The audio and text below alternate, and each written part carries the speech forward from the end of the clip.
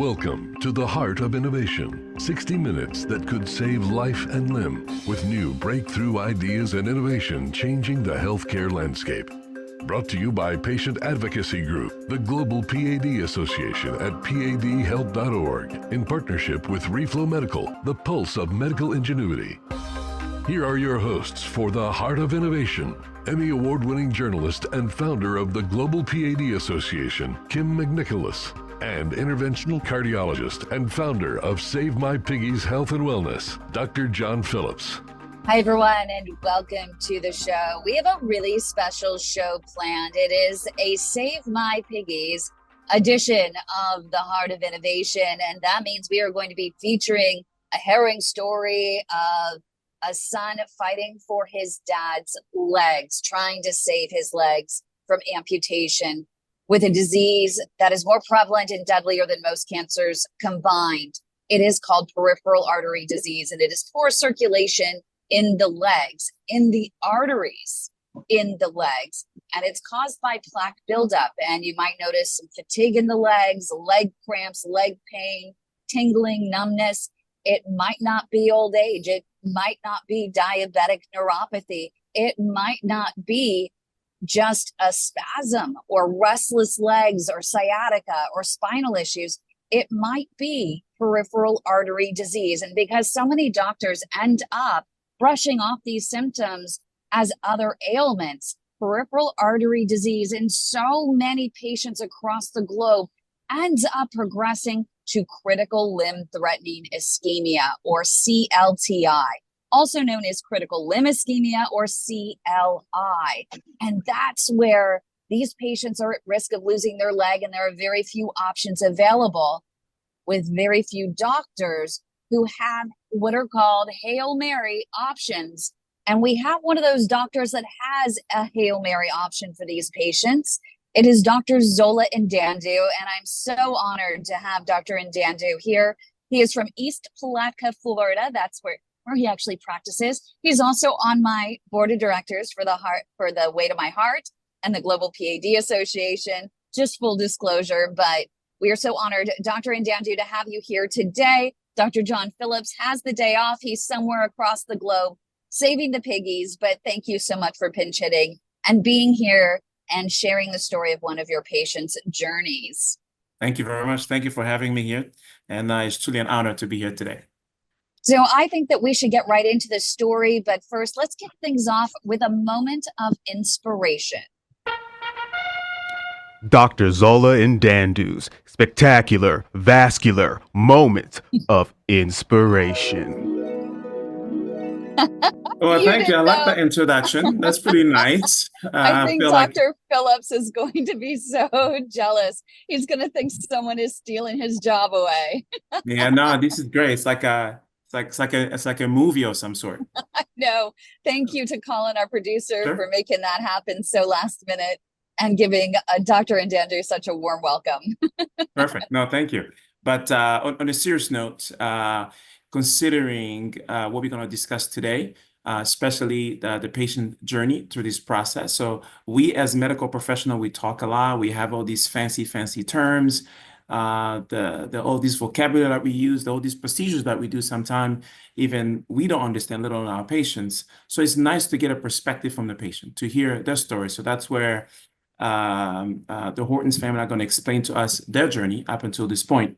But if I have to share a moment of inspiration, lately I've been reading a lot from Dr. Eddie Glaude out of Princeton.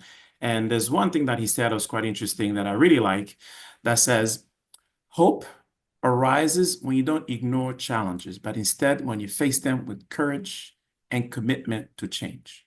And this is the approach I think we should take for a lot of our complex CLI or CLTI patients. And hopefully this story that we're going to share today is reflected in this moment of inspiration that I shared with you. Thank you very much. I think that is absolutely brilliant. And it's the perfect quote to be sharing for this journey. And it's, you're on the front lines every single day fighting for life and limb. And what is that number one thing that people want? They want hope. And they get hope through a doctor becoming their partner in care and fighting right alongside them and making that commitment that they're going to do everything in their power that is available to try and save their limb. And that's really what it's all about, right? Yeah, absolutely. Absolutely. And it's hard to believe that there are a lot of doctors out there that don't adopt a lot of these advanced options that are available, waiting for the evidence instead of helping to create the evidence. If someone's going to lose their limb anyway, Dr. N'Dandu, why not try?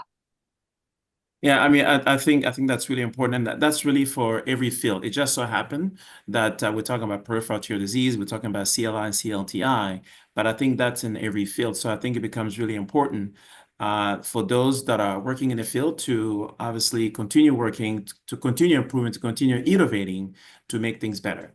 And when it comes to CLTI, we have obviously a lot of work to do within the medical community itself. So we need to educate other physicians amongst ourselves. But also we need to educate the community at large to know, because many people are not aware of the implications associated with CLTI when it comes to the morbidity associated, the mortality associated with it, what it means when you have a wound. By the time you have a wound, we know from a diabetic standpoint, within a year, a quarter of the patient are probably going to be dead, a quarter are going to be amputated, a quarter are going to have a limb with a wound that has not healed, and probably a quarter are going to have a wound that's completely healed. So these numbers are quite astronomical. And so I think it becomes really important to make sure that we do the right thing, trying to help as many people as possible. So many doctors say, why delay the inevitable? And I think you made such a powerful case that there is a reason to delay the inevitable. If amputation is the inevitable, it's important to delay it. Yeah, absolutely. So if somebody's facing an amputation, and if it can be prevented, then obviously we need to prevent it, because we know it sounds fairly simple. And I'm sure the Horton family are going to share this, Sam and Samuel, that among the many discussions that we had, one of them was, as we start talking about mortality and morbidity, the question was, well, if you amputate the leg, you have less body parts. What does it translate into dying? And I think those are among the many things that sometimes we don't do as good of a job of explaining and describing. But really, it's reflective of the global illness throughout the body and all the other comorbidities that comes along with getting an amputation, from being debilitated, from having risk of other infections, what I call casualties of war, which then ultimately can lead to death. So really, really important to prevent that at all costs. And obviously, if you can prevent things upstream, meaning dealing with all the risk factors before they get to the point of becoming CLTI, even better. And so that's why it's so important to really address this from a multidisciplinary standpoint as a team, where you have, the vascular specialist, you have the primary care, you have the podiatrist, you have a nephrologist, you have family members, you have social care or social managers or case managers, I should say, you have home health nurse. I mean, really, it takes an entire village to have a successful story if you're going to achieve that.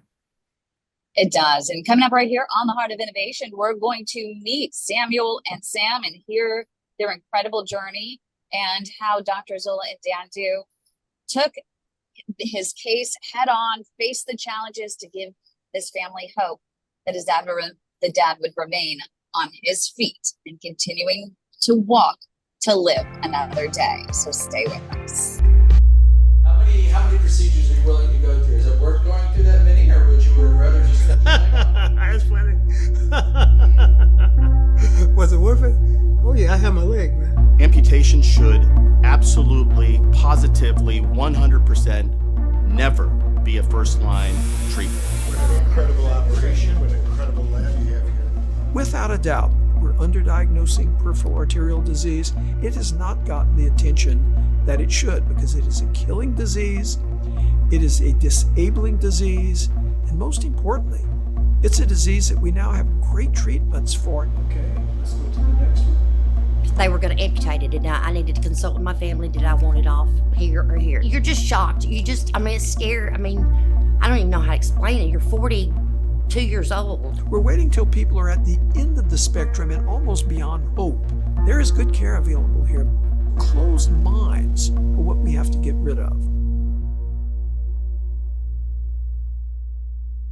For more on today's topic, go to theheartofinnovation.org.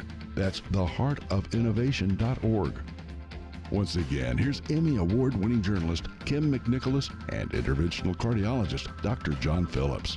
Hi, everyone, and welcome back to the Heart of Innovation. This is our Save My Piggies edition. Dr. Phillips, unfortunately, has the day off. He's off somewhere across the globe saving piggies, but I know he wishes he could be here to hear this amazing story that we are going to be sharing over the next 40 minutes with Dr. Zola N'Dandu. He's an interventional cardiologist. He is what we call a CLI operator, CLI fighter, critical limb ischemia. It's the most advanced stage of peripheral artery disease, that poor circulation in the legs. And Dr. N'Dandu, I want to kick it on over to you to start the story and to, with this family sharing their journey that ended up with you saving the leg.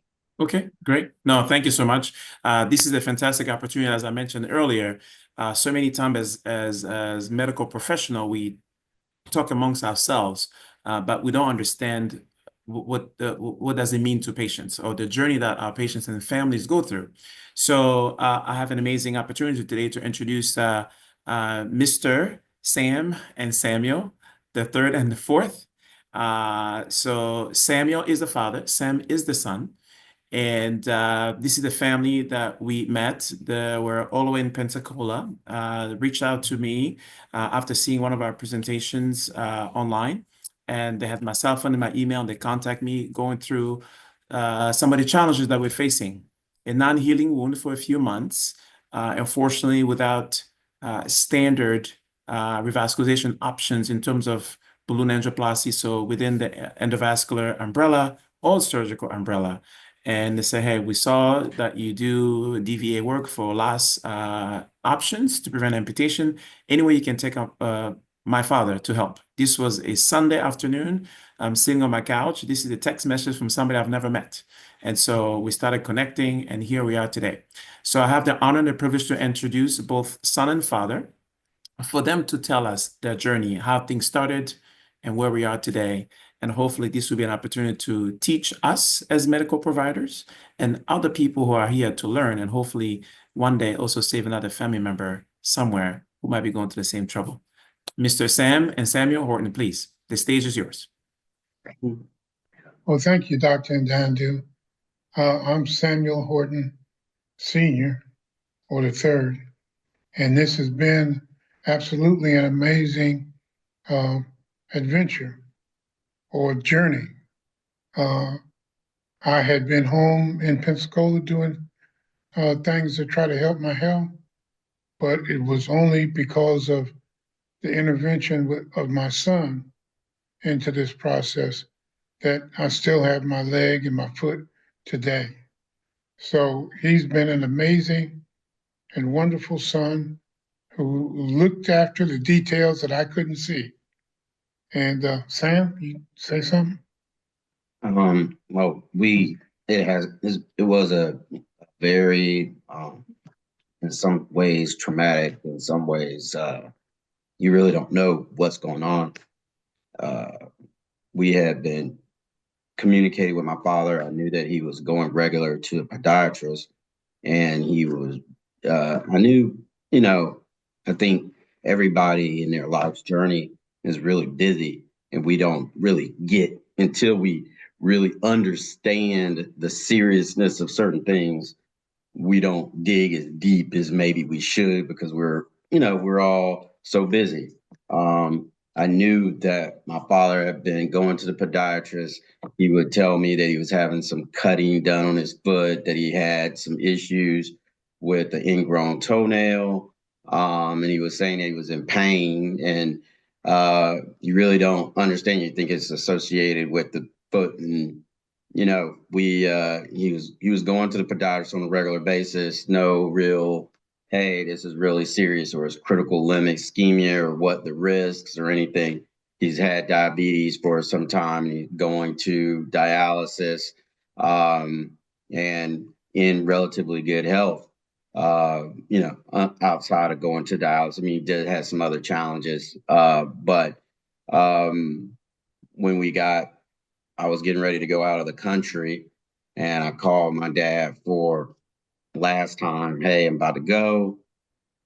and he tells me he's got to go tomorrow to get his toe amputated. Didn't know what was going on. That had to have come as a big shock. I mean, you think he's going in for just an ingrown toenail and then getting that cared for, and then suddenly, well, we got to remove a limb. Yeah. So fast forward, we canceled the trip, get to Pensacola. I don't know, we don't really have a lot of time, but there was just a lot of different things going on outside, because I think you assume that certain things are going on, but you really don't know everything. But anyway, I arrived the next morning on a plane. We got to the emergency room, necrosis, never really seen a limb like that before. Toe totally black. Doctor, I'm not sure if we would show those pictures, but I do. I will. yeah. And so that toe was totally black. It's kind of traumatic to see something like that. There were other issues. His hemoglobin was really low, bleeding in the stomach, different things. The doctors there just said, hey, that's got to come off. And we went through that process of going in and out of different procedures to have the amputation. There was a lot of different steps that I think, looking back at it, that weren't done correctly. He was having what I now know as rest pain, a lot of pain in his foot. And the thought was in his leg, we were thinking at that time, at least I was thinking, hey, once the amputation is done, this is bad. But once this amputation is done, the pain should go away. And it didn't. And it continued. And so we were sitting in the hospital without the ability to really see other doctors or get other opinions, ask for second opinions. And this pain continued to go forward. And after, going back and forth with these different professionals, nobody had a solution. And not only did they not have a solution, they really were not pointing us to anywhere for a solution. Yeah. Hey, Sam, quick question. What we're gonna do is I'm gonna ask you just to rephrase that in a second, and then you take us to the next session in a few minutes here. And we might have a few questions also as we're just starting, but it's so important, some of the things that you mentioned. So we'll come back in the next session here in a few seconds. That way we get to pick up where you left off in terms of the sense of being lost. I think a lot of people don't understand what that means as a patient, as a family member. So we're going to want you to elaborate more on that, because nobody should have to go through that. We're going to head to break, and we'll be right back right here on the Heart of Innovation on KDOW. Don't go away. We get a lot of questions about the TENS device. It's a question we get a lot in our groups. You can find them on Amazon. Is this something that you suggest patients get? Are there any types that are better than others that are out there? And how do you use them when you're walking? Good question. Just to be clear, I suppose we were doing quite a bit of research in TENS, and there's other people doing research in TENS and other electrical stimulation devices at the moment. We're not at the point that we know this works. So everything I tell you is my own experience or experience of patients, but this is not, you'll see it's not in guidelines, it's not recommended on widely. However, and I think, so one of what we found in our studies is that for some people, TENS works really well. For other people, they don't like the stimulation or it just doesn't work quite so much. The TENS device, but the good thing about TENS is that it's not, we haven't found that there's no safety issues. There's no harm that's been caused by using a TENS device and things like that. So what it can be conceived as is a safe thing to try. And because it's relatively inexpensive, so the units cost what, 10, 20 pounds or something like that, or around that amount. You know, it's something that if you're interested, if you think you might like it, you could give it a shot and see if it helps. In terms of where you get them from and if there's better or worse ones, again, not really. I mean, they all vary. If the more expensive ones would just have more buttons or more settings you can press, but you don't really need those buttons or settings. You know, you just need a standard device that will deliver electricity across your skin. And how you use it is that you place the electrodes. So generally you'll either have 2 electrodes or 4 electrodes, and you place those electrodes over the site you feel pain. So often I recommend over the where you feel the pain first or worst when you're walking. And then what you do is you just turn it on. So put your pads on at the start of the day when you know you're going to be doing a walk that would normally where you would feel pain. Switch it on at that point, and you need to turn it up so you can really feel the tingling across your skin as strongly as possible, and then you just start walking. And the way the TENS works is it doesn't take the pain away. It doesn't actually change what's going on in your tissues, but it uses the kind of distraction technique. So what you do is it's that concept of you can only ever feel one pain at once. So if you stub your toe and then you hit your thumb with a hammer, you're only going to feel your thumb or your toe. You tend to feel both at the same time. And that's because your brain is only really able to process one pain at a time due to this pain gate mechanism. So that's what TENS does. It just gives you a different stimulation that distracts your brain, distracts your perception. And so what we found is some people think it works really well, and because they're not feeling the pain, they can walk a wee bit further. So that's the last thing I would say about TENS is that's it. You know, it's quite simple, but the actual electrical stimulation isn't doing anything different to your tissues. You're not changing anything particularly, but it's a crutch. It's a assistive device to help you walk. So it should be used in that context. It's to be used when walking to help you walk further rather than instead of walking. Walking is still the number one thing you need to be doing. Welcome back to the Heart of Innovation. For more on today's topic, go to theheartofinnovation.org. That's theheartofinnovation.org. Once again, here's Emmy Award-winning journalist Kim McNicholas and interventional cardiologist Dr. John Phillips. Hi, everyone, and welcome back to the show. Dr. John Phillips has the day off. He's somewhere across the globe saving the piggies. And speaking of saving those piggies, we have a special Save My Piggies edition of the Heart of Innovation today. We are featuring the Horton family, and also my guest co-host for the day is Dr. Zola N'Dandu, who was able to save the leg of Samuel Horton, who was on deck for amputation due to peripheral artery disease, its most advanced stage, critical limb threatening ischemia. And that is poor circulation in the legs that gets to the point where there is just your nerves, your tissues, your muscles, everything are just screaming for oxygen, screaming for blood flow. And so there are a lot of doctors out there that at that point, they'll just say, you know what, we can't treat the patient below the knee and we're just going to cut off the leg. But there are amazing advanced limb salvage specialists known as CLI operators, CLI fighters. And one of those is Dr. Zola N'Dandu. I'm going to let him carry on with the conversation with Samuel Horton and his son, Sam. Go ahead, Dr. N'Dandu. Perfect. So on the last segment, Sam, you mentioned some of the challenges that you face as a son, as a loved one, as a family member, trying to address your dad's health issues. So I want you to break down to us in terms of those challenges and some of the procedures that he went through and what transpired thereafter. Please, the stage is yours.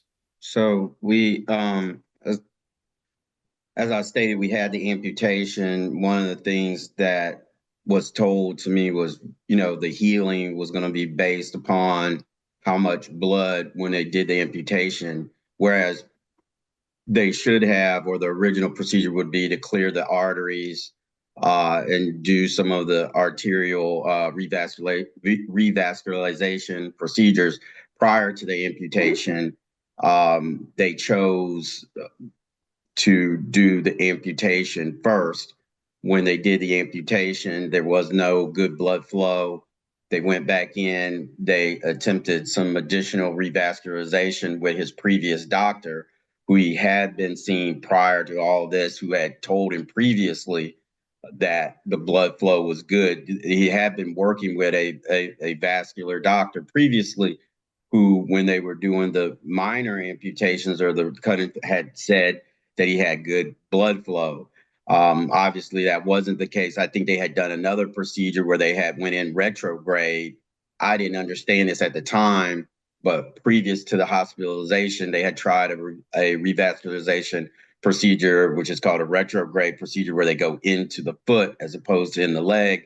When they did that procedure, my dad had complained of his foot went cold. I didn't understand what that meant, but looking back, that procedure had caused the issue, which eventually led to speeding up of what eventually happened with his toe being in a necrotic state.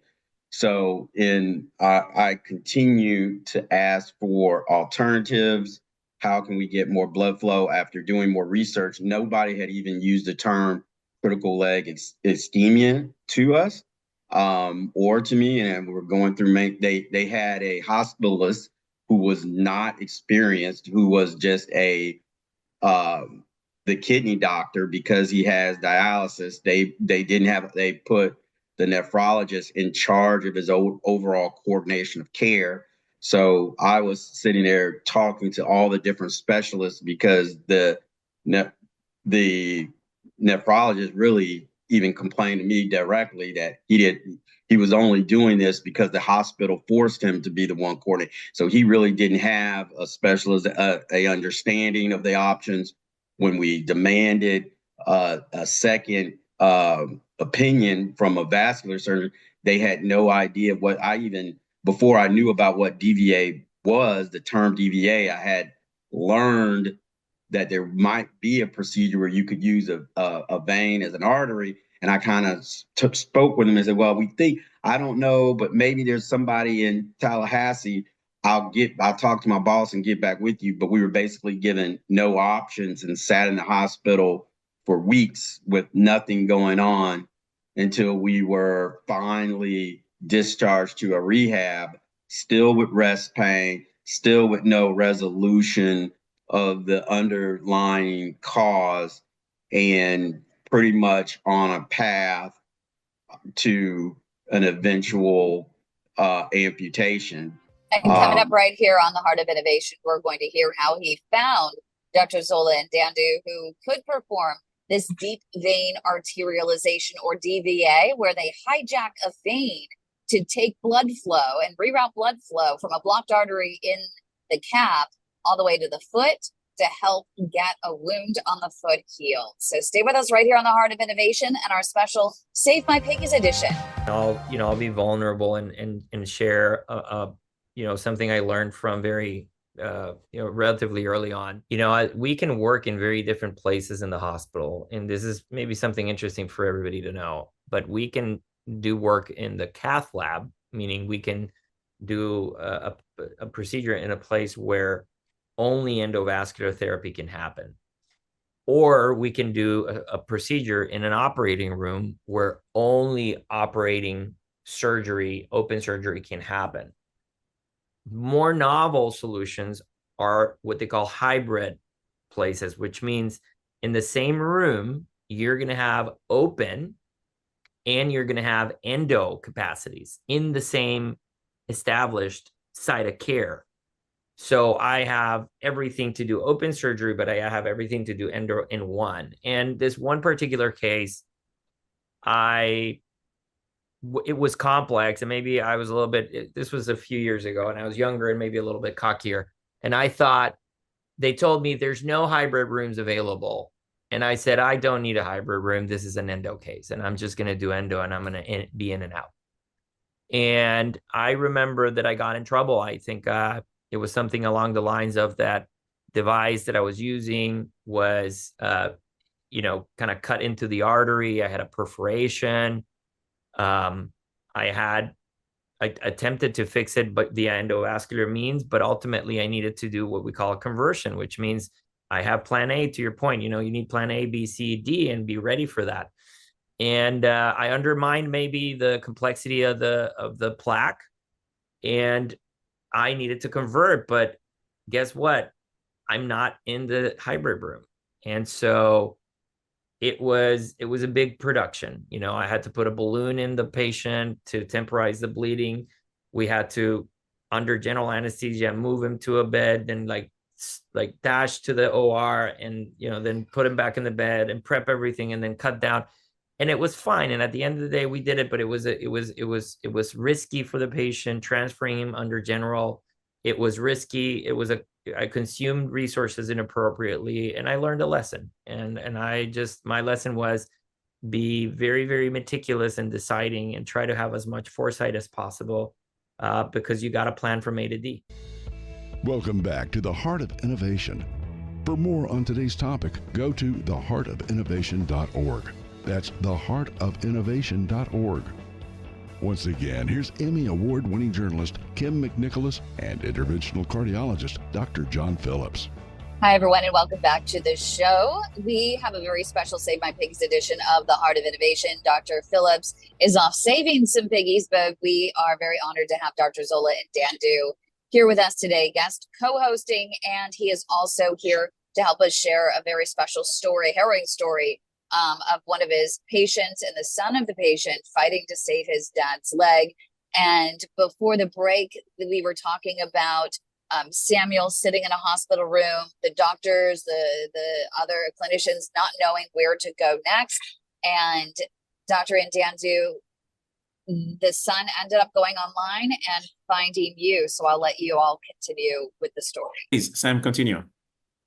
Yeah, so I live remote from my father. I live in Tampa. One of my trips, I was spending a lot of time with my father in the hospital, but I needed to take a break and come to see my infant daughter. So I was at home with my wife, continuing to do more research. I went to a different bedroom just to kind of lay there and do a lot of research, and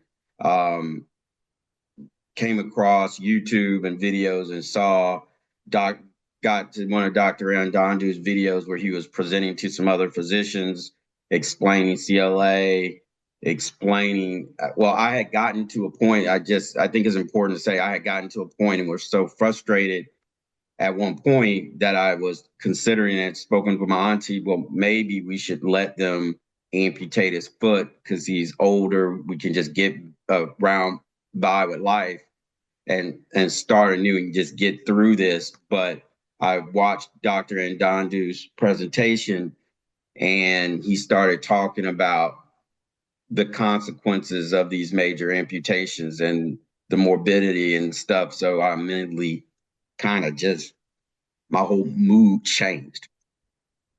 Then at the end, he gave his contact information. So he had his email and cell phone number. So I just said, you know what? I'm going to text him and email him. And I think it was within 2 hours, I got a response. We started communicating, and he said, basically that same day made a commitment to work with us. And within 3 days, we were 2 or 3 days, I actually slowed him down and said, hey, before you say this, let's look at all of the pictures, all of the stuff, because I want to make sure that we're doing the right thing, that you really understand everything, and that it's going to be productive. So but he did that. I got the information over to him, all of the imagery, and we were in the hospital getting ready to do the procedure in 2 or 3 days. So took a lot of effort. There's some other stories behind that, but that's kind of how that all came about. And Dr. N'Dandu, what was Yes. that like, getting that text message? I mean, you had to have been like, whoa, Yeah. wait, what's this? Yeah, so it was interesting, and we're going to go into details more with the next segment. But I remember it was a Sunday. I'm home, and I was on call and saw a couple of patients, and I'm home watching TV, and I get these text messages. So it's a number that I don't know. and it's the details about my father, African-American male, is facing an amputation. And I saw one of your presentation, you talk about DVA. Is there anything you can do? And I was just sitting there. And I told my wife, I said, look, I just got this amazing text and I don't know this person. And look what they wrote. And so that was enough for me to know if somebody can do this, it's because they're in trouble somewhere. And to me, there's nothing more that motivates me more than that. So it was enough for me to go, not even respond by text, but I just got on the phone and spoke. And then we picked up from there. And as we come back from our next session, I'll give you the details of that conversation, what we did and how we are up into where we are today. We'll see you in the next session. Your type of condition is called critical limb ischemia. It's the most advanced form of P.A.D. or peripheral arterial disease. Every 4 minutes, there is an amputation in this country due to P.A.D. and diabetes. We also know that 85% of these amputations are preventable with early intervention. It's a flip of the coin. Patient prognosis is tied to whether or not they are referred to a true expert in the management of peripheral arterial disease. Do you know if your physician is an experienced CLI operator? When you're in the hospital dealing with doctors and stuff, you figure they know what they're talking about. The skill level varies doctor from doctor and hospital to hospital. Patients with limb threat are in constant fear. The depression that someone experiences after they lose a limb is equivalent to those of losing their spouse of 40 years. I was stuck in a wheelchair close to 2 years and my husband had to quit work. I didn't know what to do at this point because we had had nothing but infections and hospital stays and infections and hospital stays. And they took one toe, another toe, and then it was another toe, and then half his foot before he was even diagnosed with P.A.D. And all I heard was, "What are we doing here? Just cut it off." And I pulled the curtain back like, "Are you kidding me?" Do you really want to go through all that? That's crazy. That's insane. The protocol is to send them to amputation. Always, always, always get multiple opinions. We do have options. We need to listen more to our patients. If you're going to chop off their leg anyway, why not just let someone else try? This is the progression. First comes the wounds, and then comes an amputation. And I wasn't going to accept that. So that's what it's like to try to save a leg.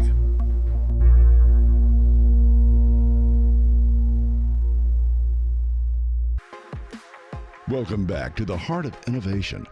For more on today's topic, go to theheartofinnovation.org. That's theheartofinnovation.org. Once again, here's Emmy Award-winning journalist Kim McNicholas and interventional cardiologist Dr. John Phillips.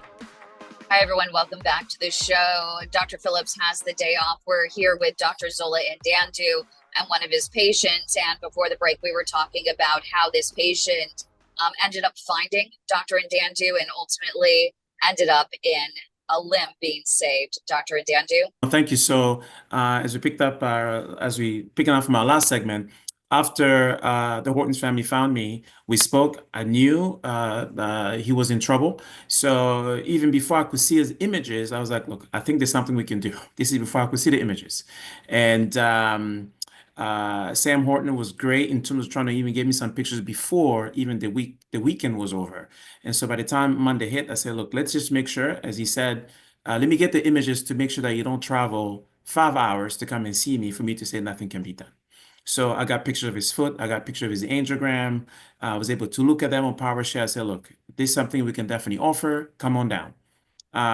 Sam went from Tampa to Pensacola. Pensacola drove all the way down to St. Augustine. So you can imagine that's a lot of driving, but that's what it means when you love somebody.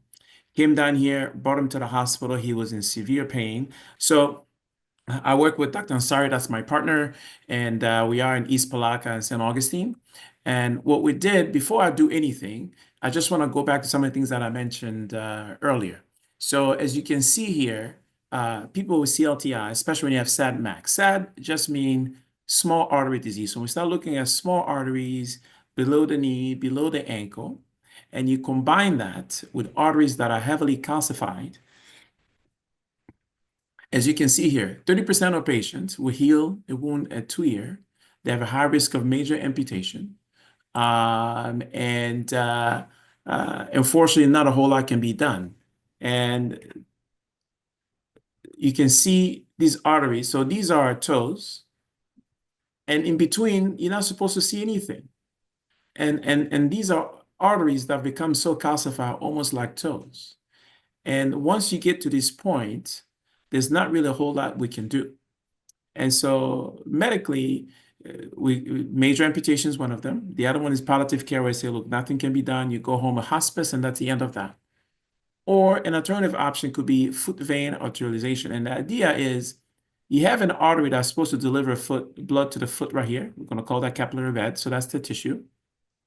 But everything's so calcified that you cannot travel.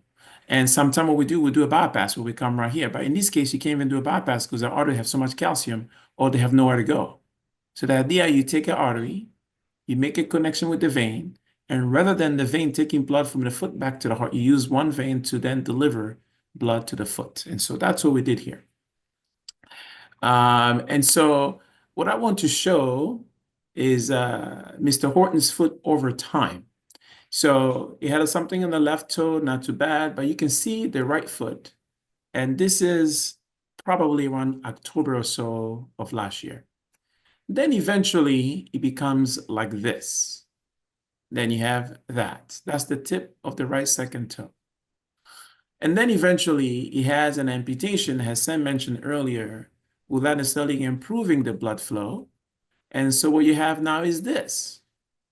And by the time he came to us, this is what the foot looks like. So when Samuel mentioned, that the foot looks traumatic, you see black tissue, you really see your father just dying in front of you.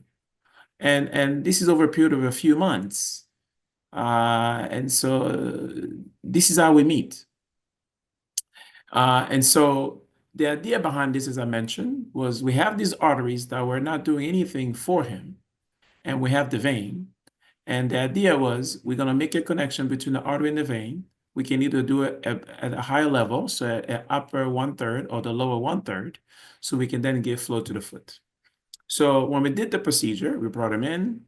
First thing is we got access into the vein at the bottom of, so you can see the foot. I'm way here at the bottom. And we got inside the vein, took a picture to make sure that the vein was open. And then you can see, oops, sorry, I went too fast. Right here, we can see I got into the right leg by the groin side. Artery at the top looks okay. So this is hip heading towards the knee. This right here is an artery close to the knee. And right below the knee is split into 3 arteries. And you can see those 3 arteries in the beginning of them. They look actually pretty decent. But the issue is when you go to the next level, when you go look at towards the foot, that's when you see all the trouble. So here we're getting, you can see this is the ankle. So the artery to the front, to the anterior tibial, when you get close to the ankle, just comes to an abrupt end right there. It doesn't go any further.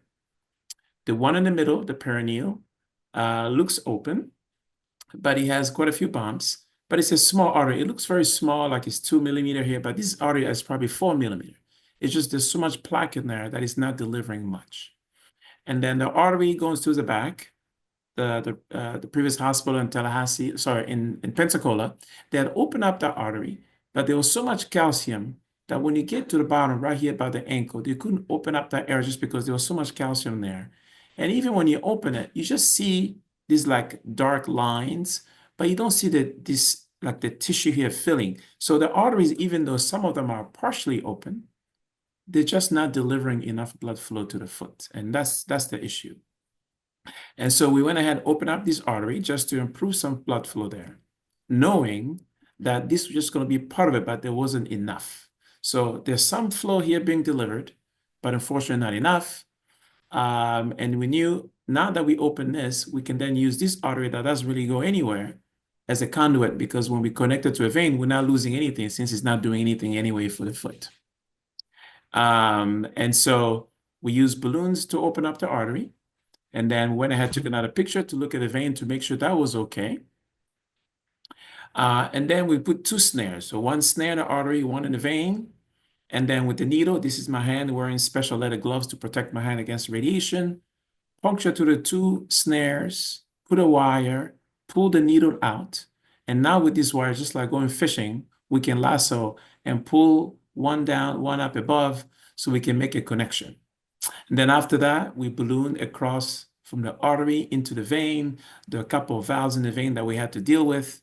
One of them was very, very, very stubborn right here, that we had to inflate a balloon and put a needle to make sure that we could break that valve, because we wanted to make sure when we put a stent there, the stent will open very well.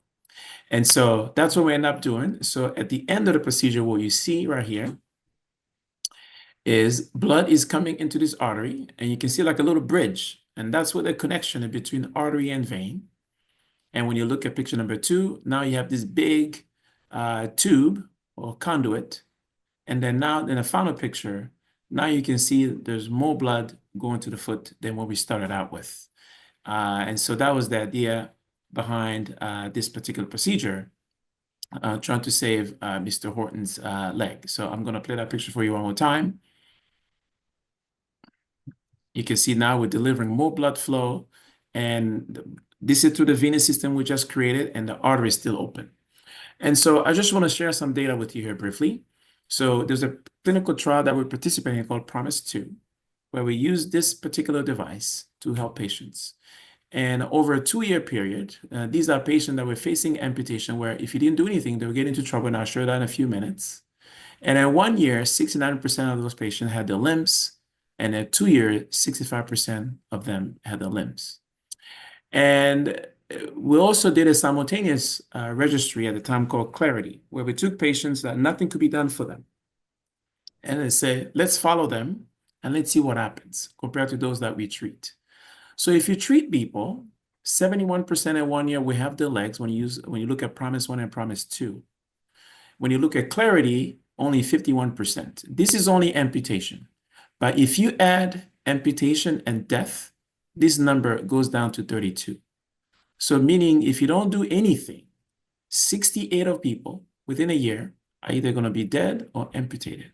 I mean, that's worse than breast cancer, colon cancer, melanoma, HIV. It's horrific, but many people don't know that. And so that's why we fight so hard for our patients not to end up like this.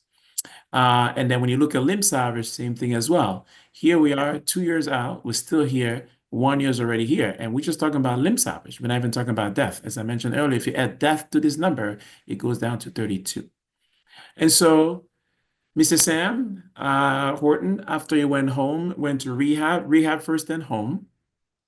He came back approximately 9 weeks later, and the foot looks stable. Looks actually even better than it looked before he left the hospital. We did an angiogram. Everything was still open.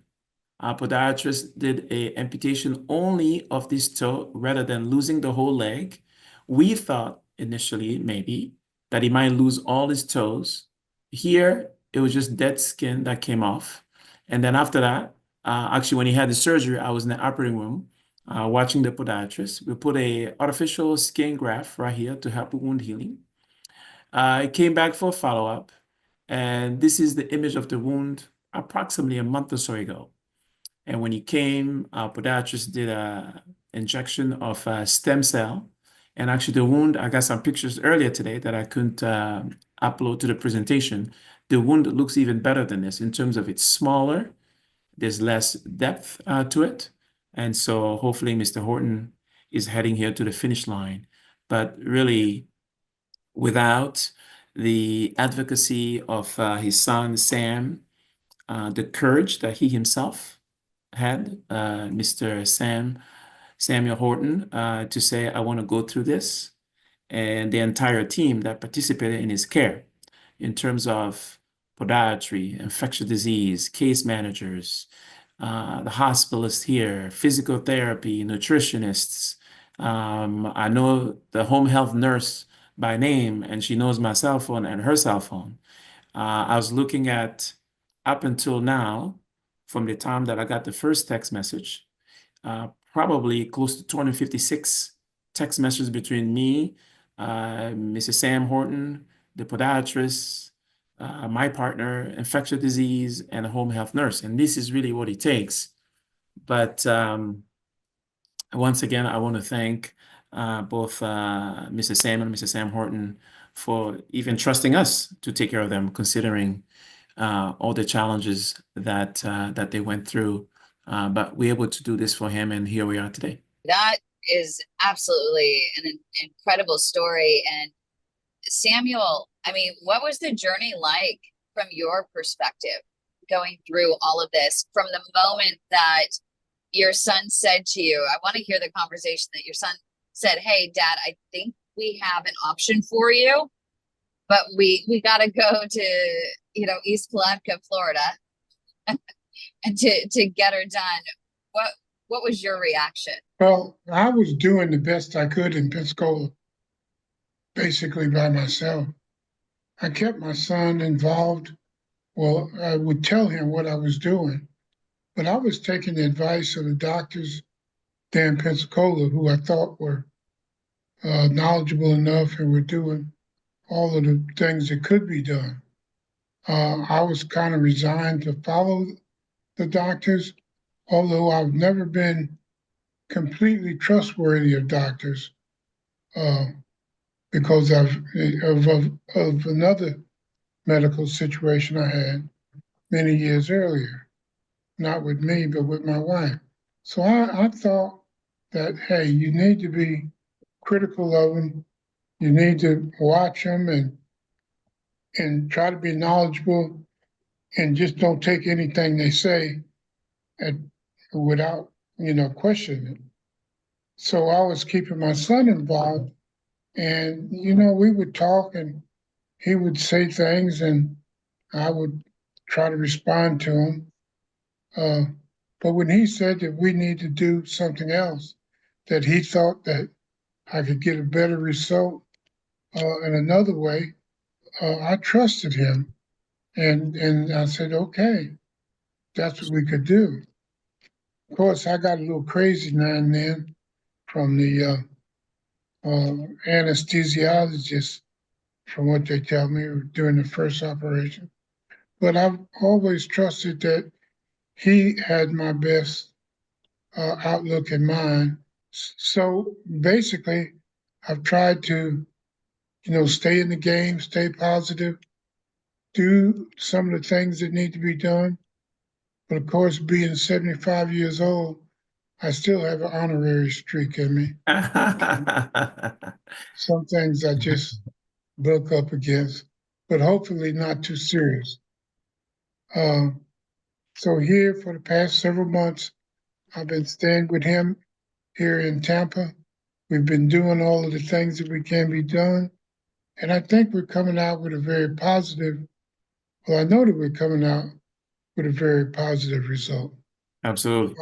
I would just hope or say, if you have a son like mine or a daughter who really cares and is going to pay attention, you're blessed beyond words. Yes, So sir. that's the way I feel about this journey. I'm happy with it. And I can see that my best interests has always been in the forefront, especially with Dr. N'Dandu and Dr. P.A.D. And what they did in this process. Well, no, thank you very much. Thank you. I just want to add a few words here. And you mentioned some incredible things about Sam, your son. It's a massive deal.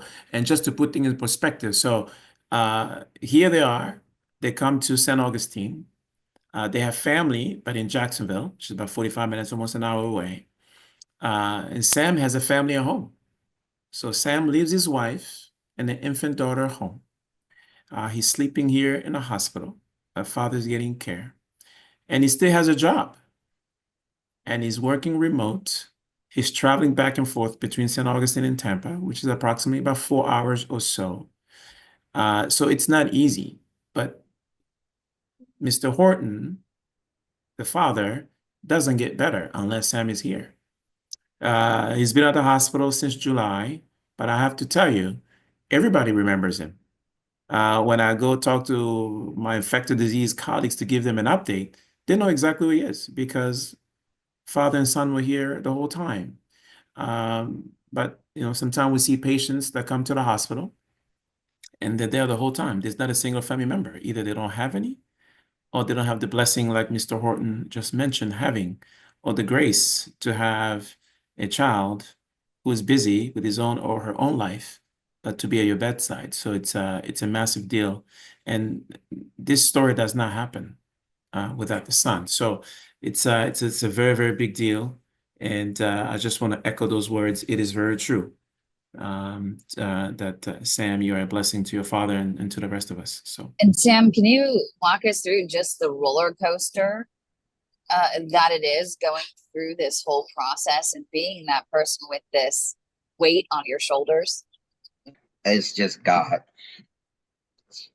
Really can't really verbalize. We had Thanksgiving, and I just look back at it and say, if it wasn't for God just giving me strength and my wife putting up with it, so my job, I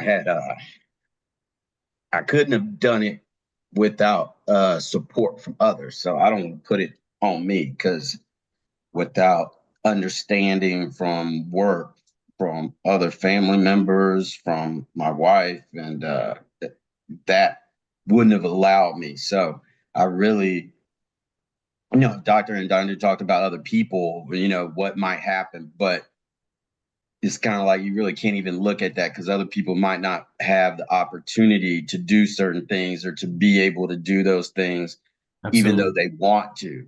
Yeah. So I don't really look at it.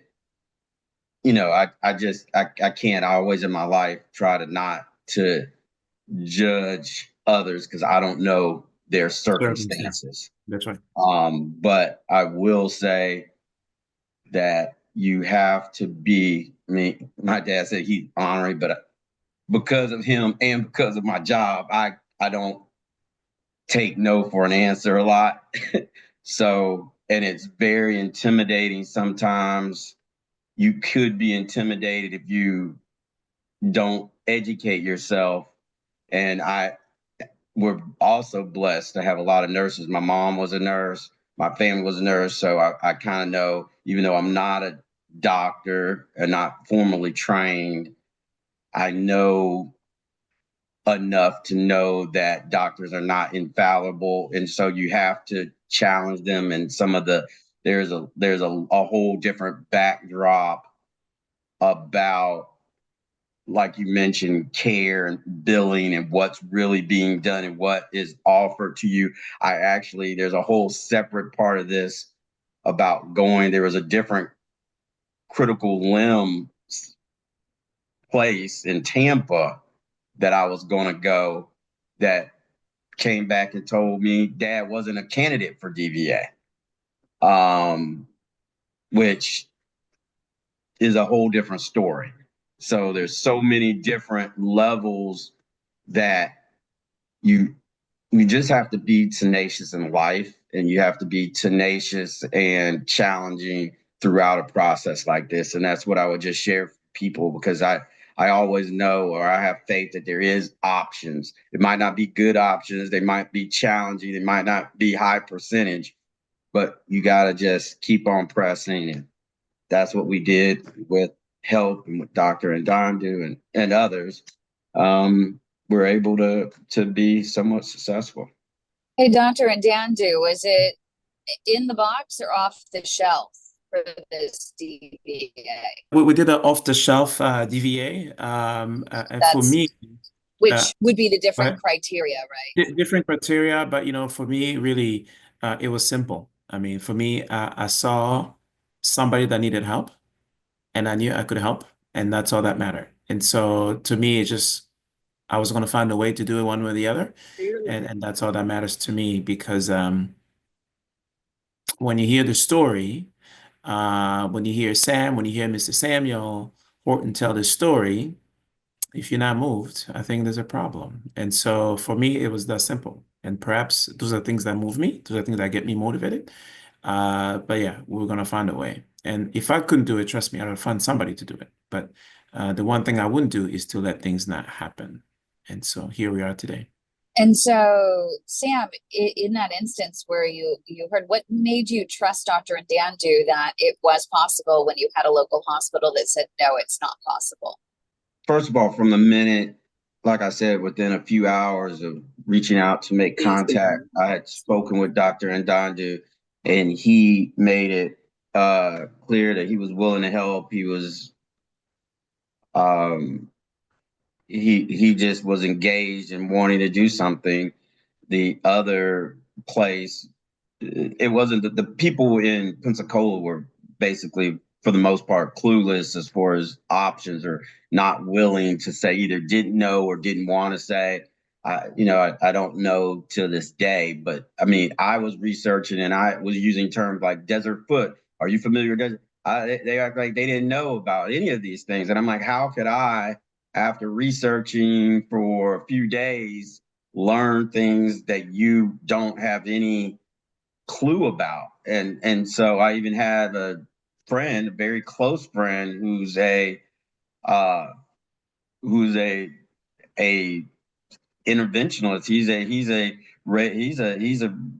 radiological interventionist, and he didn't know that much. He says, oh, well, these DVA things, I don't know how patent it is. And, me and him are we're fraternity brother. Says, I'm not sure, but, if that's what you want to do and try, you just have to have the faith that this is our option. So that's what we're going to do. So we went to the person that was willing to help us. It seemed like very educated. I looked at other videos and I knew the procedure was a valid procedure. It's not like this was the only person that was talking about this technology.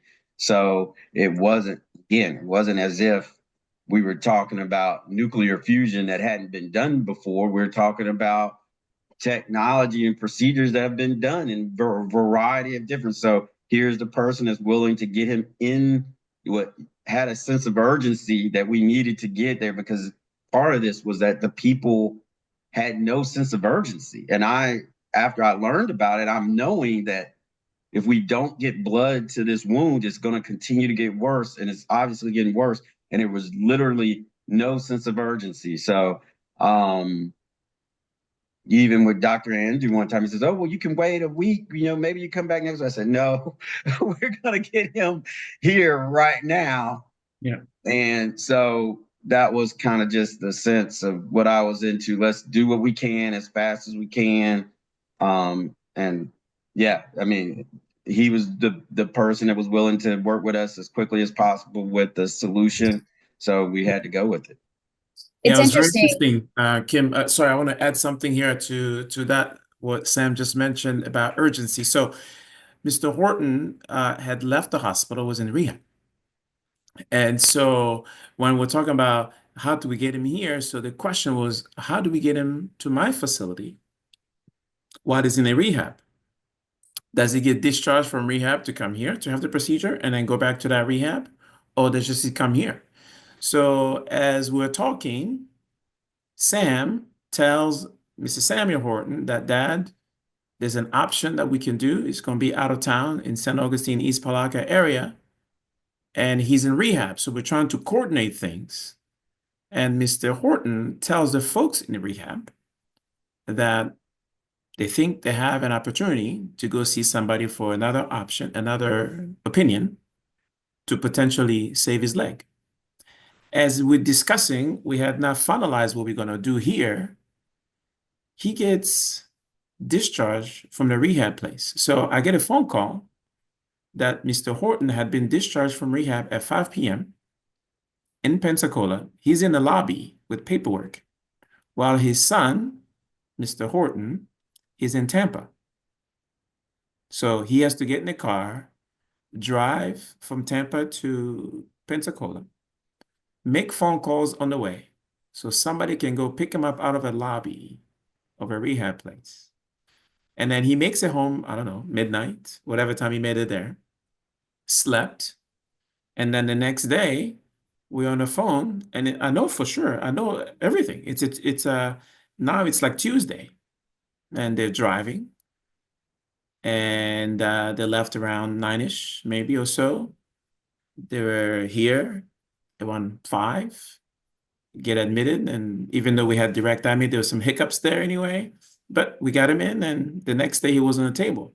But he was sitting in the lobby of a rehab place with paperwork in a wheelchair.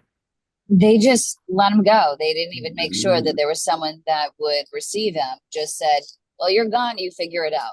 Yeah. That is really They sad. I forced do us see to- this often. Yeah, they forced us to send him out against medical authorization because we have a relative that's a case manager. My wife is in the medical profession. I didn't really know about the implications. And we told them about the procedure. We told them what we wanted to do.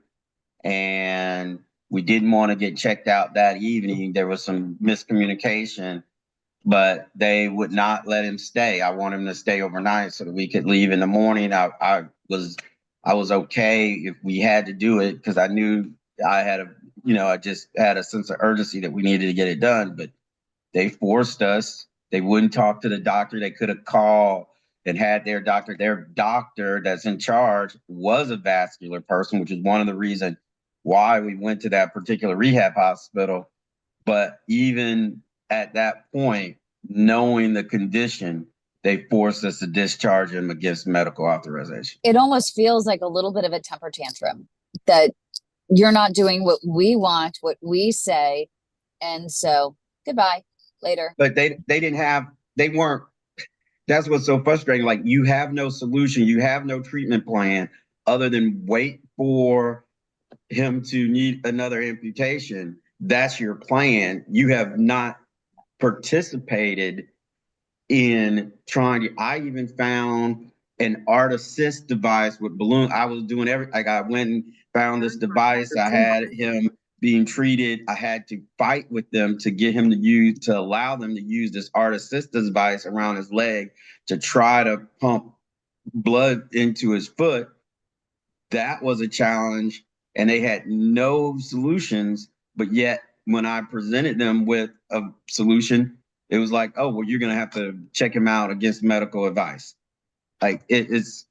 And that's what Dr. N'Dandu, I know you probably can't really explain the actions because it probably baffles you as well, because you're such a good soul. You have an amazing heart, and you truly are a practitioner of medicine, and you fight right alongside these patients, exhausting all available efforts. Even if you don't have the option, you're like, you know what, we're going to look to see if someone else does. Absolutely. And that's, I think, what's so frustrating probably for you and all of us to understand is, how is it that not everyone has this same mentality? Obviously, this is happening where a facility is throwing, in a sense, with lack of a better phrase, a temper tantrum because they don't want to be one-upped by another facility. Yeah, that's really it. And the sad part is the patients that get caught in the middle of this. That facility is still running. They're still doing what they do. But without the advocacy of Sam driving all up there, taking care of his father, he wouldn't have a leg today and probably will be on his way to dying. And so, but to many people, who knows, who cares? And so that's the challenge that we are facing. And obviously everybody's under so much pressure from left and right, whatever the circumstances are. But I think we just have to take a step back and at the end of the day, realize that we're taking care of people. And the way I like to think of it is even for us who are medical professionals, we are patients in disguise, meaning our day will come. And so when I think about it that way, I just hope when my day comes that I'm ill, that I have somebody taking care of me on the other side who really cares, who wants to make sure that I'm okay, who can explain things to my family. And so I have the ability, that's exactly what I want to do for others. And so I think when you start looking at it that way, it's just part of everyday life and not a chore. Let me inject something here. Yes, please. I have to keep my emotions in check, because today, in this time frame, I'm getting letters from these hospitals who treated me so badly, wanting me to contribute money to. Help us with our foundation. Help us, send us money. And it just makes me very,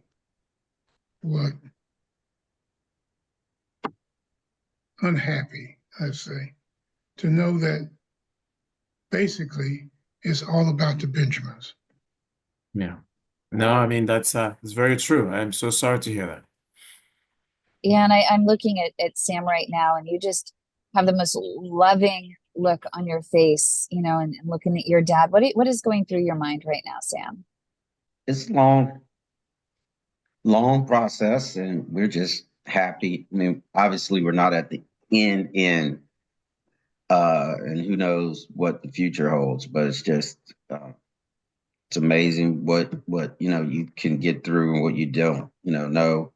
And we're just happy that there are people. I mean, he's right. There's a lot of things that are about money, financial. I mean, we live in a capitalist society, and medicine and in general, there's bigger issues. Like I said, I do have a friend that is a physician, and he's told me about certain procedures, and the money and why they do certain things. And I see some of the behind the scenes. Even when you talk about the rehab, he had a lengthy rehab because of some other challenges, and they were trying to get him out. And certain things happen because of the rules behind Medicare, how Medicare pays, how things happen. And a lot of people don't understand that. They don't understand why they would rather give you one amputation and keep on doing little amputations and keep on amputating you, because that's easier to do than to really treat you. Like, there's so many hidden incentives. Like, we didn't really have in the hospital a hospitalist that had coordinated care. I will say Flagler was excellent. I felt like while we were there, we had a hospitalist that coordinated with Dr. N'Dandu and coordinated with the rest of the team and understood what they were trying to do. Whereas other hospitals, due to the corporate nature, again, my wife works at a hospital, there's medications, there's so much, again, different incentives that aren't necessarily pure to the helping of the patient. And getting back to where you're at, when you're in that space, all you know is what's for your loved one. That's it. Yeah. No, that's exactly it. Absolutely. And what would be, go ahead. I really want to say, again, that I really like Dr. N'Dandu and P.A.D, who worked on me, because both of them give you an understanding of what they're trying to do, where you are, and what they've accomplished. And they seem to be two doctors that really, really care about what they're doing and why they're doing it. So thank you again. Without both of you, without you, especially Dr. N'Dandu, I know I wouldn't be where I am today. No, thank you, sir. Thank you. Thank you. And we want to get to a couple of questions. Heinz, go ahead. Yeah, from the sounds of it, young Sam Horton there, he did all the research. In other words, he was like a Dr. Google. And I know doctors hate that. What was your thought on that, Dr. N'Dandu? Oh, good. So, for me, actually, I love it when patients come to me with a lot of stuff. When they do the research, they come with information, when they have questions, because actually, to me, I find it makes my job easier. Meaning, I can explain things to them. They can explain to me where they're coming from. We can find that middle ground and then figure out where to go, especially in a situation like this, where it's going to be a long journey. And if you're going to do this with somebody who doesn't understand what's going on, it's difficult, because they might not even know the seriousness of what they need to do, what their contribution would be or should be. And so for me, it doesn't bother me at all. I do it all the time. Patients come in, they have questions, and I tell them, you're going to leave my office. You're going to forget to ask me questions before you leave. When you go home, write them down. And whatever you have, we'll go through every single one of them, because when a patient or family leave the office, I want to make sure they leave there without questions, with all the answers. Because if they leave my office with more questions, that means I haven't done anything for them. So it's really okay. It doesn't bother me. And if somebody does their research and they come in with information that's not good for them, then actually gives me an opportunity to help them to make the right decision. Versus if I don't do that, or if I don't create an environment they can share those things with me, they're going to go home and guess what? They're going to do the wrong thing because that's what they found. And so to me, I'm very open to that. I mean, I can talk all day, so I'm comfortable with that. So I'm fine. Yes, sir. That's a great question. Thank you very much. I think Douglas had a question earlier. Yes. I think the question Doug had earlier was regarding amputation or CLTI in the African American community or in some communities. So we know the association between diabetes and critical limb ischemia.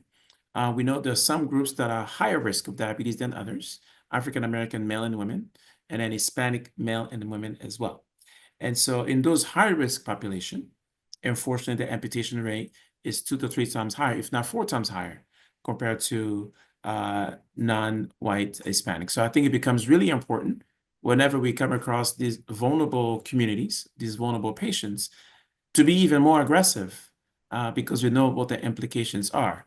And that comes from us as advocates, working very closely with our patients, with our primary care doctors, with our CLTI, with our limb salvage teams. So hopefully we can give everybody a chance to heal their wounds. But it's a problem, and we need to address that. And it goes along with the quote that I mentioned earlier, that to face our challenges, we cannot ignore them, but instead we have to address them with strength and courage. And that's how we're going to get through them and be able to address them. But yeah, definitely a much higher amputation rate in some communities more than others. In the Native American population, it's even higher. And so we need more CLI fighters, more CLI operators to address the complex nature of these patients.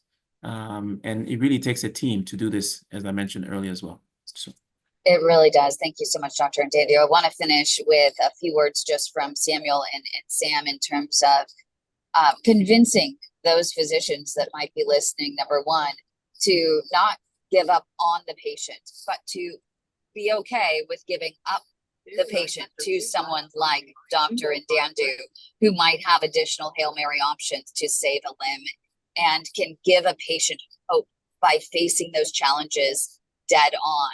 And then secondarily, would love some advice that you might give to other patients that might be, and family members that might be in your same situation that you were in, to encourage them to get that strength and to not just say, yes, doctor, yes, doctor, yes, doctor. And those that are not providing the options and letting them win versus those that may have the options, may have other offerings of hope for you to really follow that journey versus the latter. I have a question for you guys first. We don't mind answering that, but do you guys, but related, do you think that these other doctors are unaware of these? Is there a knowledge gap, like they're unaware of these alternative options or no alternative options? Or so is it an education thing, or is it unwillingness, as I think you're alluding it to leave the patient or to transfer the patient to somebody else? There's definitely a knowledge gap, meaning when you talk about peripheral artery disease, there was a study that was published. I don't know the exact number on the top of my head, but I can tell you that it was a survey, and they surveyed patients and their physicians regarding P.A.D. And almost 40% of patients or primary care doctor who had patient with P.A.D. didn't know that the patient had P.A.D. So already there are so many people who have peripheral artery disease that has never been diagnosed. So many patients present to hospitals, to podiatrist's office, to cardiologist's office, finding out for the first time they have P.A.D. is the day they have a gangrenous toe. But the process has been going on for some time. So you take that component. So there's a knowledge gap there. We don't talk about it as much. We're not educating as much. We're not talking about this in medical school curriculums or doing our trainings. That's number one. Number two, when it comes to awareness. So if you have critical limb ischemia, I mentioned your 1 year mortality is about 25%. 5 year mortality is about 50 to almost 60%. Breast cancer is 11% at 5 years. Now, how many ads you and I see in the month of October when it comes to breast cancer? A lot. It's because that community, they've done a great job, the physicians all involved, the patients, the community, and now it's become a thing, right? Nike has pink shoes. You have Real Madrid, the most expensive sport team in the world. There are times they play, they're all in pink. If you go to Miami to watch an MLS game, Messi, the whole stadium is pink, but we don't have anything for critical limb ischemia. So that's where that awareness is lacking. That's where that knowledge gap is lacking. Now, you have another component that happens, as you mentioned, corporations, you mentioned hospitals, and you have hospital A and hospital B. Sometime, because these hospitals are in competition, even if patient can be transferred from one facility to the other, those things don't happen for those reasons. But it's not the corporations that are losing money. It's not the CEO that are suffering. It's the patient. And so that's why I think it's important to really, for us to take a step back to make sure we offer the best. And if I have a patient that has a problem that I cannot treat, the treatment of my patient should not be limited by my skill set. And sometimes we see that happening. And so we need to do a better job. And so going back to what you asked, I think it's a combination of all those things that makes it challenging. And that's why people like me and other colleagues are day in and day out trying to educate, first of all, ourselves in the medical community and the community at large for people to know about all the options available to them. Mr. Horton, you mentioned earlier today, if you don't know, you don't know. And if people don't know about some of these advanced options, they might just think, okay, this is the end of the road and this is it. Meanwhile, there's somebody 5-10 minutes away that can offer something else. So we need to do a better job of educating ourselves and the community. I hope that answers your question. I agree. And I think that it is a combination of things. It is the knowledge gap that's out there, especially for early diagnosis. We shouldn't even be getting to this point of critical limb ischemia. And I would say 95% of these patients, there are acute situations. People are hypercoagulable for a variety of different reasons. And so that can lead to, it's not even possible to get that earlier diagnosis. But for the most part, the early diagnosis is really what's key here. And there is a huge knowledge and awareness gap with that. When it comes to critical limb ischemia and the treatment options available, I think that that's also a mixed bag in terms of why a doctor may offer amputation first. And I think a lot of times it does, again, come down to a lack of knowledge. They just do not know, especially in smaller community hospitals. They really are so busy that they don't even have a chance to get their head out of the sand in order to be able to learn that there might be something available. And they might have pressure from the hospital to say, hey, when we send you a patient, you're to give them what you have available, nothing else. You're responsible for that patient. And so they can only do what they can do. They can only offer you what is within their skill set. They don't even think to give up the patient to someone else. They wouldn't even know who to give them to. In a lot of hospitals, a lot of practices don't realize what another practice may be doing. They may be so busy that they don't realize, as let's say, a vascular surgeon, that maybe an interventional cardiologist that just joined their team might be doing advanced limb salvage, or an interventional radiologist, or vice versa, that a vascular surgeon might have these options available. So again, the lack of knowledge. There are some situations, though, that we have come across where the doctor has said to us, why delay the inevitable? Why would I actually go the extra mile for this patient if they're not going to quit smoking, if they're not going to eat right, they're not going to walk, they don't have the financial means to take care of themselves? So again, why delay the inevitable? And they're taking that patient's fate into their own hands. And if they're watching this video, I want to urge them And Sam and Samuel, I want you to urge those to give up the patient. Don't give up on the patient. Give the patients the benefit of the doubt.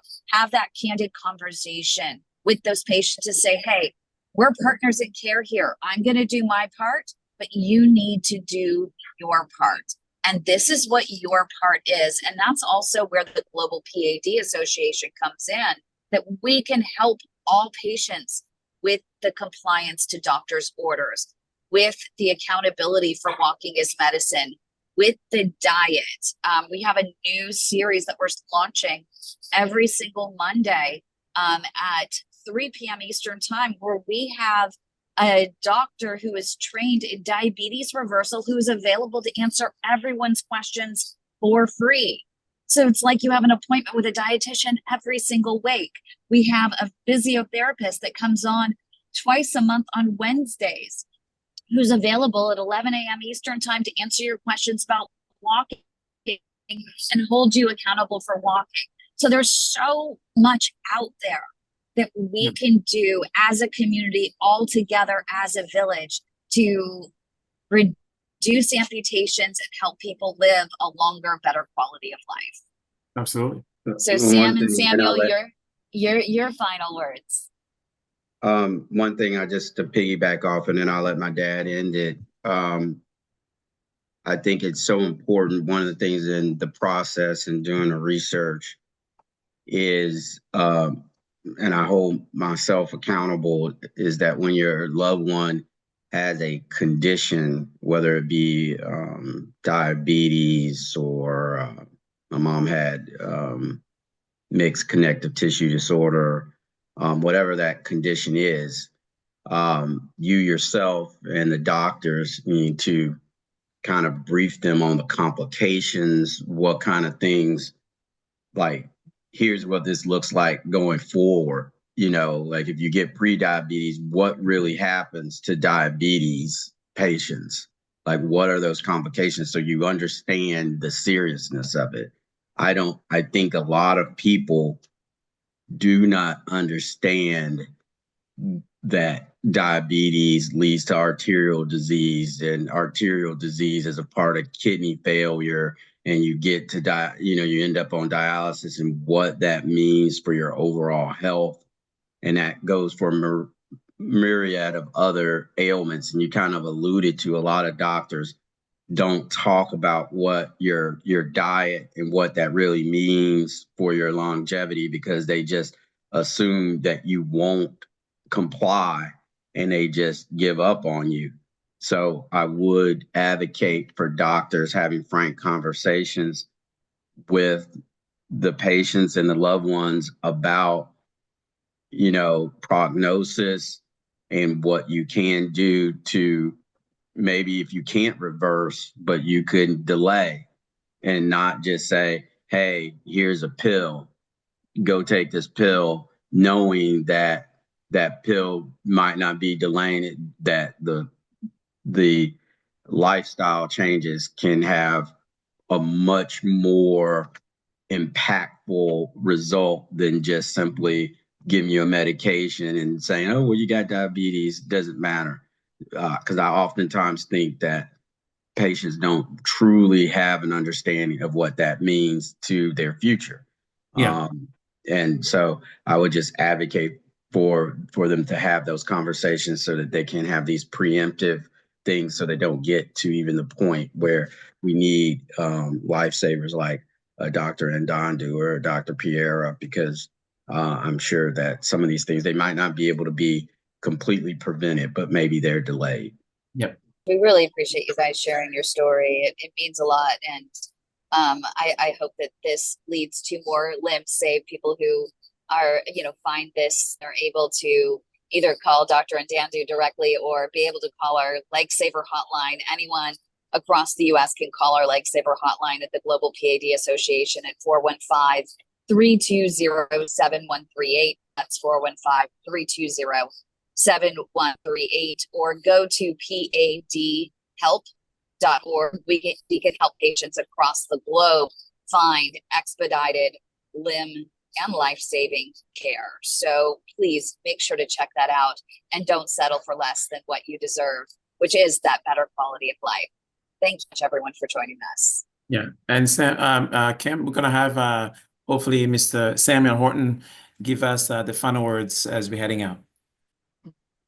You have to fight and fight. Don't give up. Don't give in. It's your life, your health.